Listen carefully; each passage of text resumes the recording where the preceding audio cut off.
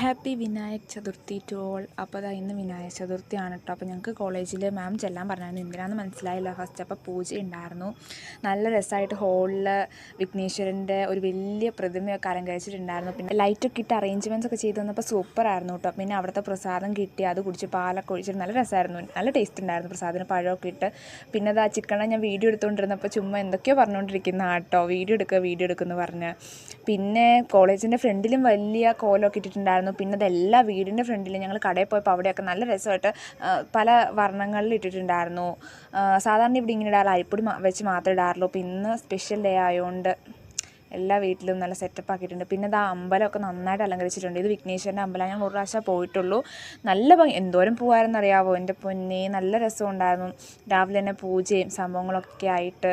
കേരളത്തിൽ ഞാൻ ഇങ്ങനെ കണ്ടിട്ടില്ല കേട്ടോ, ചിലപ്പോൾ ഞാൻ കാണാത്തതുകൊണ്ടായിരിക്കാം. അപ്പോൾ എല്ലാവർക്കും വിനായക ചതുർത്ഥി ആശംസകൾ.